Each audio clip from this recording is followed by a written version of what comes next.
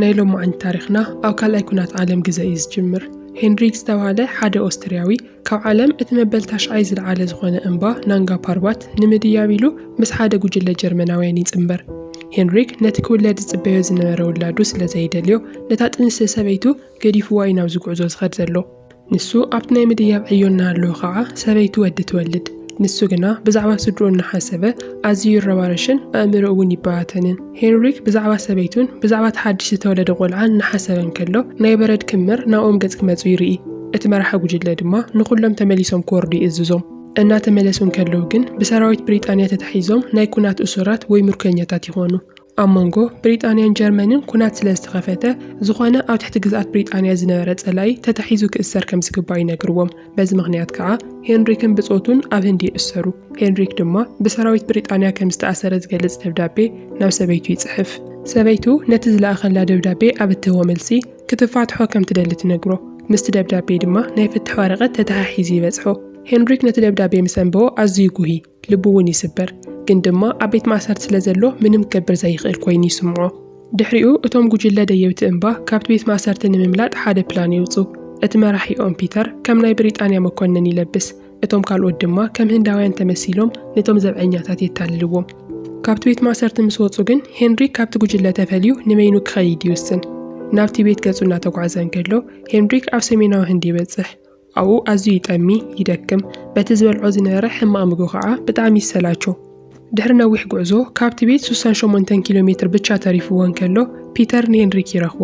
ፒተር ብዙሕ ምግቢ ሒዙ ስለ ዝነበረ ሄንሪክ በቲ ምግቢ ተሳሒቡ ምስኡ ናብቲ ቤት ንኽጓዓዝ ይሓቶ። ብሓደ ኸይዶም ኣብቲ ቤት ምስ በጽሑ ግና ቲቤታውያን ንናይ ወጻእቲ ዓዲ ዜጋታት ኣብ ዓዶም ከም ዘይቕበሉ ይርዳእ። እቶም ቲቤታውያን ድማ ክልቲኦም ካብቲ ዓዶም ክወፁ ይሓትዎም። ናብ ደቡብ ህንዲ ዘሰኒዎም መራሕቲ መንገዲ እውን ይምድብሎም። ድሓር በቶም መራሕቲ መንገዲ ተመሪሖም እናተመለሱ እንከለዉ ኣብ ሓደ ዕዳጋ ይበጽሑ እሞ ሄንሪክ ንፒተር ሓደ ነገር ንኽለዋወጡ የእምኖ። ሄንሪክ ነታ ብኡ ዝሃቦ ሰዓት ምስ ምግቢ ንምልዋጥ ይውስን። ነቶም ቲቤታውያን ነጋዶ ብጽቡቕ ክዳውንትን ጫማታትን እናታለሉ ነቶም ዝስኒዎም ዝነበሩ መራሕቲ መንገዲ ኣስሒቶሞም ይጠፍኡ። ግን ድማ ብሰንኪቲ ናይ ሄንሪክ ዘይተሓዝን ሕማቕ ባህርን ፒተር ይርበሽ እሞ ክልቲኦም ይባእሱ። ፒተር ድማ ገዲፍዎ ክኸይድ ይውስን። ድሓር ግን ሄንሪክ ተጣይሱ ንድሕሪት ጎዩ ይቅርታ ይሓቶሞ ጉዕዞኦም ብሓባር ይቕጽሉ። ሄንሪክ ንወዱ ርእይዎ ብዘይምፍላጡ ዘሕድረሉ ዘሎ ቃንዛ ንፒተር የካፍሎ። ፒተር ድማ ንወዱ ደብዳቤ ንኽጽሕፈሉ የእምኖ። ሄንሪክ ካብ ኦስትሪያ ካብ ዝወፅእ ጀሚሩ ዘሕልፎ ተመክሮታትን ናይ ጉዕዞ ታሪኽን ብምጥቃስ ንወዱ ደብዳቤ ይጽሕፍ። ካብኡ ድሓር ድማ ደብዳቤታት መጽሓፉ ይቕጽል። ሓደ ለይቲ ኣብቲ እምባታት ሰፊሮም እንከለዉ ብሓደ ናይቲ ከባቢ ዓሌት ተታሒዞም ይእሰሩ። ድሓር ግን ኩሉ ሰብ ደቂሱ እንከሎ ካብቲ ሰፈረም ሊጦም ኣፍራሶም ይሰርቁሎም። ጥሜቶም ንምዕጋስ ድማ ነቶም ኣፍራስ ቀቲሎም ስግኦም ይበልዑ። ብድሕሪ እዚ ናብታ ላሳ ዝተባህለት ቅድስቲ ከተማ ገጾም ዝጓዓዙ ዝነበሩ መንፈሳውያን ሰባት ተሓዊሶም ፒተርን ሄንሪክን ኣብ ላሳ ይበጽሑ። ላሳ ናይቲ ቅዱስ ዳላይ ላማ መንበሪ ወላ እኳ እንተኾነት ከምቲ ካሊእ ክፍሊ እቲ ቤት ግን ንጓኖት ወይ ናይ ወፃኢ ሰባት ኣይትቕበልን እያ። ፒተርን ሄንሪክን ግና ብምስጢር ናብታ ከተማ ይኣትዉ እሞ ዝብላዕ ነገር ክእልሹ ይጅምሩ።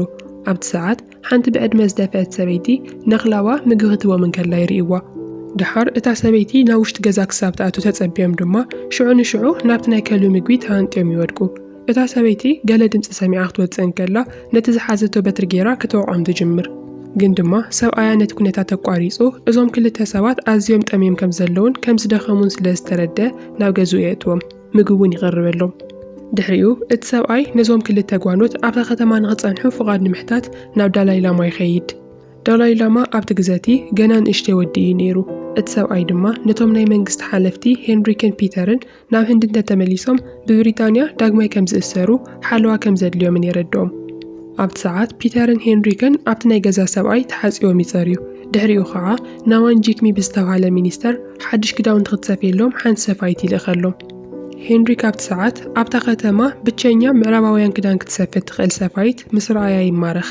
ክልቲኦም ፒተርን ሄንሪክን ድማ እታ ሰፋይት ልክዕ ክዳኖም ክትልክዖም እንከላ ብታሕጓስ ክስሕቑ ይጅምሩ። ድሕሪ ሓፂር ግዜ ከዓ ሓድሽ ክዳውንቲ ይረኽቡ። ሓደ መዓልቲ ሄንሪክ ነታ ሰፋይት ዳግማይ ንምርኣይ ምኽንያት ፈጢሩ ይኸይድ። ግን ድማ ፒተር ቀዲምዎ ኣብኡ ይጸንሕ። ሰለስቲኦም ኮይኖም ብሓደ ናብ ዕዳጋ ይወፁ። ሄንሪክን ፒተርን ነታ ሰፋይት ንምምራኽን ትኹረታ ንምስሓብን ኣብ ውድድር ይኣቱ። ድሕሪኡ ናብ መዝደሊ በረድ ይኸዱ። ኣብኡ ድማ ሄንሪክ ፒተርን እታ ሰፋይትን እናተቐራረቡ ክኸዱ ከለዉ ብቕኒ ይዕዘቦም ነይሩ። እቲ ገና ህፃን ቆልዓ ዘሎ ዳላይ ላማ እውን ካብ ቤተ መንግስቲ ኮይኑ ክፃወቱ ከለዉ ይሪኦም ነይሩ። ድሕሪ ዝተወሰነ ዋርሕ ፒተርን እታ ሰፋይትን ይመርዓው እሞ ንሄንሪክ ንምሳሕ ይዕድምዎ። ሄንሪክ ሕዚ እውን እንተኾነ እቶም ሰብ ሓዳር ብሓደ ክሪኦም ከሎ ብቕኒ ይነድድ። ድሕሪኡ ሓደ ሰብ ናብ ሄንሪክ መፂኡ ጀርመን ኢዳ ከም ዝሃበትን እቲ ኩናት ከም ዝተወድአን ይነግሮ። ሽዑ ሄንሪክ ብፍጥነት ናብ ገዝኡ ብምኻድ ናብ ዓዱ ንምምላስ ሻንጦ ክጥቕልል ይጅምር። ይኹን እምበር ኣብቲ ግዜቲ ካብ ወዱ ሓደ ደብዳቤ በፅሖ። እቲ ደብዳቤ ድማ ደጊም ደብዳቤ ተጻሓፈለይ ዝብል እዩ ነይሩ። ሄንሪክ በዚ ኣዝዩ ይጉህ እሞ ናብ ዓዱ ናይ ምምላስ ሓሳብ እውን የስርዞ። ድሕሪ ሓፂር ግዜ ከዓ ዳላይ ላማ ክረኽቦ ከም ዝደሊ ዝገልጽ ሓደ መልእኽቲ ይበፅሖ። ሄንሪክ ንዳላይ ላማ ቅድሚ ምርካቡ ምስ ኣዲኡ ንዳላይ ላማ ይራኸብ። ንሳ ድማ ምስ ዳላይ ላማ ክራኸብ እንከሎ ክገብሮ ዝግብኦ ስርዓትን ደንብን ተላልዮ። ዳላይ ላማ ነቲ ናይ ሄንሪክ ብጫ ጨጉሪ ኣዝዩ እዩ ዝድነቐሉ። ካብኡ ሓሊፉ ከዓ ፊልም ምርኣይ ብጣዕሚ ይፈቱ ስለ ዝነበረ ሄንሪክ ናይ ፊልም ቤት ቲያትር ንክሰርሐሉ ይሓቶ። ብተወሳኺ ድማ ሄንሪክ ብዛዕባ እቲ ዝመፀሉ ዓለምን ዘመናዊ ቴክኖሎጂን ንከምህሮ ይጠይቆ። በዚ መሰረት መዓልታዊ እናተራኸቡ ብዛዕባ ጂኦግራፍን ካልእ ሄንሪክ ዝፈልጦ ዘመናዊ ፍልጠትን ይዘራረቡ። ኣብ መንጎኦም ድማ ድልድል ዕርክነት ይፍጠር። ኣብቲ ግዜቲ ኣብ ቻይና ሓድሽ መራሒ ይምረፅ። ናይ ቲቤት ሚኒስተራት ካብ ቻይና ሓደ ሕቶ ይበፅሖም። ንሱ ድማ ቲቤት ክፍሊ ሪፐብሊክ ቻይና ክትከውንን ንሉዓላውነት ቻይና ክትቀበልን ዝሕብር እዩ ነይሩ።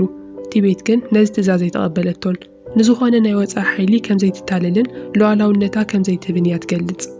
ብወገን ሄንሪክ ድማ ኣብቲ ናይ ልደት ፓርቲ እናኽበሩ ከለዉ ነቲ ናብቲ ቤት ክኣትዉ ከለዉ ንምግቢ ኢሉ ንኽለዋወጡ ንፒተር ዘእመኖ ሰዓት ዳግማይ ገዚኡ ንፒተር ከም ውህብቶ ይህቦ። ፒተር እውን በቲ ውህብቶ ተሓጒሱ ንሄንሪክ ይሓቕፎ። ኩሉ ሰብ ኣብቲ ፓርቲ እናተሓጎሰ ከሎ ግና ዳላይ ላማ ዓዱ ብሰራዊት ቻይና ክትውረር ከላ ብሕልሚ ይርኢ። ሽዑ ንሽዑ ንሄንሪክ ይፅውዖ እሞ ሄንሪክ ድማ ብዛዕባ እቲ እምባታት ክድይብ ከሎ ዘሕለፎ ግዜ ክዕልሎ ይጅምር። ሄንሪክ ንዳላይ ላማ እቲ ምስኡ ክኸውን ከሎ ዝስምዖ ሰላም ልክዕ ከምቲ እምባታት ክድይብ ከሎ ዝስምዖ ዝነበረ ቅሳነት ምዃኑ ይነግሮ። ኣብ ላሳ ዘለዉ ቲቤታውያን ግና ንኩናት ክዳለው ይጅምሩ። መብዛሕትኡ ሰሜናዊ ክፋል ቲቤት ድማ ብሰራዊት ቻይና ይውረር። ሓደ ካብ ሚኒስተራት ቲቤት ዝኾነ ናዋን ጂክሚ ምስቶም ናይ ቻይና ጀነራላት ናይ ዕርክነት ስምምዕ ክገብር ይሓስብ። እቲ ናይ ቻይና ጀነራል ግና ናብቲ ቤተ መቕደስ ምስ ኣተወ ነቲ ንመዓልታት ብመነኮሳት ቲቤት ክሰርሕ ዝጸንሐ ናይ ማንዳላ ሑጻ ናይ ሰላምን ጥበብን ምልክት ብእግሩ ረጊጹ የበላሽዎ። እቲ ጀነራል ንዳላይ ላማን ንልምዲ ቲቤታውያንን ብንዕቀት ይሪኦም። ዳላይ ላማ ግና ምንም ከይተቐየሞ ብኽብርን ብትብዓትን ይቕበሉ። እቶም ጀነራላት ድማ ቲቤት ንቻይና ከም ፖለቲካዊ መራሕያ ክሳብ ዝተቐበለት ናይ ሃይማኖት ነጻነት ክህብዋ ቃል ይኣትውላ። ዳላይ ላማ ግን ብዛዕባ ዝተሓላለኸ ፖለቲካ ጉዳይ ብዙሕ ከም ዘይፈልጥ ይምልሰሉ። ንሱ ሃይማኖታዊ መነኮስ ብቻ ከም ዝኾነን ናይ ቡድሃ ቃላት ብቻ ከም ዝኽተልን የረድኦ። ንሱን ህዝቡን ድማ ንጎንፂ ብጥንካረ ከም ዝቃወሙ ይነግሮ። እቲ ጀነራል እዚ ክሰምዕ ከሎ ብቁጥዐ ካብቲ ቤተ መቕደስ ወፂኡ ይኸይድ። ቻይና ወረራኣ ትቕፅል። ናዋን ጂክሚ ድማ ነቲ ናይ ቻይና ሰራዊት ንምዕጋት ናብታ ኣፍ ደገ ቲቤት ዝኾነት ከተማ ቻምዶ ሰራዊት ይልእኽ። ግን ድማ እቲ ናይ ቲቤት ሰራዊት ገና መንገዲ ከሎ ሓደ ለይቲ ብሃንደበት ብሰራዊት ቻይና ይጥቃዕ። እቶም ብቁፅሪ ዝበዝሑን ዘመናዊ ጻር ዝሓዙን ናይ ቻይና ወታደራት ነቲ ናይ ቲቤት ሰራዊት ሙሉእ ብሙሉእ ይድምስስዎ። ጂክሚ ድማ ኢዱ ይህብ። ነቲ ተሪፉ ዝነበረ ናይ ጥይትን ነተጉትን መኽዘናት ከም ዝዓኑ ይከብር። እዚ መኽዘን እዚ ምስ ወደመ ድማ ቲቤታውያን ንቻይና ክስዕሩ ምንም ተስፋ ይብሎምን። ሰራዊት ቻይና ነቲ ኣፍ ደገታት ሰይሮም ንቲቤት ይቋፀርዋ። ሄንሪክ ናብቲ ኸዳዕ ጂክሚ ኸይዱ ሓደ ግዜ ውህብቶ ሂብዎ ዝነበረ ጃኬት ይመልሰሉ። ቀፂሉ እውን ሄንሪክ ንጂክሚ ነዊሕን ዘሕፍርን ህይወት ያውካ። እዚ ከዓ መቕፃዕቲ ነቲ ንህዝብኻ ዝገበርካዮ ጥልመት ይኹን ብምባል ይረግሞ። ድሕሪ ዝተወሰነ ግዜ ዳላይ ላማ ናብቲ ናይ ንግስና ዕድመ ምስ በፅሐ መንፈሳዊ ድማ ፖለቲካዊ መራሒ ቲቤት ኮይኑ ንምንጋስ ምድላዋት ይግበር። ሄንሪክ ግን ህይወቱ ኣብ ሓደጋ ስለ ዘላ ካብ ቲቤት ንክሃድም የረድኦ። ዳላይ ላማ ድማ ናተይ ድሕንነት ንህዝበይ ምሕጋዝ እዩ፣ ናትካ ድሕነት ግን ናብ ዓድኻ ተመሊስካ ነቲ ወድኻ ሓቀኛ ኣቦ ኣብ ምዃን እዩ ብምባል ንሄንሪክ ይምልሰሉ። ሄንሪክ በቲ ዳላይ ላማ ዝሃቦ ምክሪ ተስማዕሚዑ ድሕረት ናይ ንግስና ፕሮግራም ካብ ቲቤት ክወፅእ ይውስን። ናብ ኦስትሪያ ቅድሚ ምምላሱ ድማ ንፒተርን ሰበይቱን ተሰናቢትዎም ይኸይድ። ሄንሪክ ንዳላይ ላማ እውን ሰላምቱ ኣቕሪቡ ጽቡቕ ዕድል ይምነየሉ። ካብ ቲቤት ክወፅእ ከሎ ድማ ነቲ ወዱ ዝኸውን ናይ ሙዚቃ ሳንዱቕ ሒዙ ይጓዓዝ። ድሕሪ ዝተወሰነ ግዜ ሄንሪክ ኦስትሪያ ምስ በፅሐ ናብ ገዛ ናይታ ናይ ቀደም ሰበይቱ ብምኻድ ንመጀመርያ ግዜ ንወዱ ይረኽቦ። ነቲ ዳላይ ላማ ዝሃቦ ናይ ሙዚቃ ሳንዱቕ ድማ ኣብ ናይ ወዱ ክፍሊ ይሓድገሉ። ድሕሪ 10 ዓመት ንመጀመርያ ግዜ ንወዱ እናረኣየ እንከሎ ድማ እቲ ናይ ዓመታት ናፍቆት ይወፀሉ። ሄንሪክ እናረገ ከይድ እንከሎ ንወዱ ከመይ ገይሩ እምባታት ከም ዝድይብ ይምህሮ። ኣብ ዝደየዎም እምባታት ድማ ምስ ናይቲ ቤታውያን ቃልሲ ዘለዎ ደገፍን ሕብረትን ንምርኣይ ኩሉ ግዜ ናይቲ ቤት ባንዴራ ይሰቅል። እቲ ፊልም ድማ ይውዳእ። ሄንሪክ ካብቲ ሓላፍነት ዘይስምዖ ሰብ ተላዒሉ ሕዚ ምስ ወዱ ተዓሪቁን ንሓደ ጭቁን ህዝቢ ድማ ደጋፊ ኮይኑን ኣሎ።